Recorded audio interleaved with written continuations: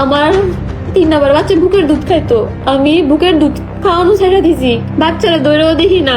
ফারহানা আক্তার জয়া 3 সন্তানের জননী, থাকেন ইতালির মনফালকোনে শহরে। তার জীবন ছিল অনেকের চোখে সোনালী স্বপ্নের মতো, কিন্তু এই সুখের মাঝেও জয়া একটা ভয়ানক সিদ্ধান্ত নিলেন। তিনি পরকীয়ায় জড়িয়ে পড়লেন এক যুবকের সাথে, যার নাম অপিষেক।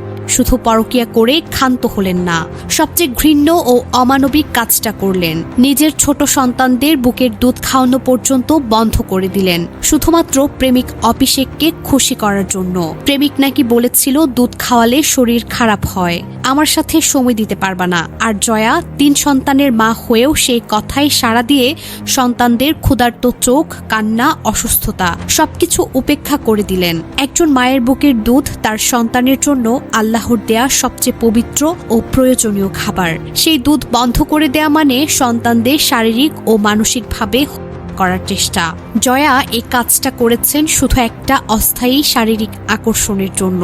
চিন্তা করুন কি পরিমাণ নিচু, কতটা পশুর মতো মানসিকতা লাগে এটা করতে। প্রেমিক অপিষেক তাকে বিয়ের মিষ্টি প্রলোভন দেখিয়েছিল, বলেছিল সব ছেড়ে আমার কাছে চলে আয়, আমি তোকে বিয়ে করে সুখে রাখবো। জয়া সেই ফাঁদে পা দিয়ে সবকিছু ঝুঁকিতে ফেলে দিলেন। যখন ঘটনা ফাঁস হয়ে গেল, স্বামী আর সহ্য করতে পারলেন না, কড়া অবস্থান নিয়ে স্পষ্ট বলে দিলেন, এই মেয়েকে আমি আর কখনো মানব না, এই নোংরা চরিত্রের মহিলাকে আমার সন্তানদের কাছে রাখবো না। সন্তানদের রেখে জয়াকে ঘর থেকে বের করে দিলেন। সংসার একেবারে ভেঙে চুরমার হয়ে গেল।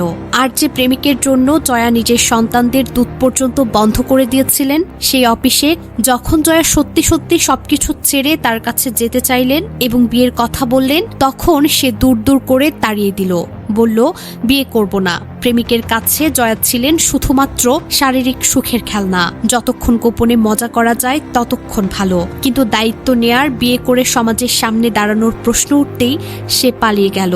জয়া 2 কুলি হারালেন, স্বামীর ঘরও গেল, প্রেমিকের আশ্রয়ও গেল। এখন জয়া ফেসবুক লাইভে এসে কান্নায় ভেঙে পড়ছেন, বারবার বলছেন আমার ভুল হয়েছে, 3 সন্তানের মা হয়েও আমি পরকীয়ায় লিপ্ত ছিলাম, এটা একদম ঠিক হয়নি, আমি অনুতপ্ত।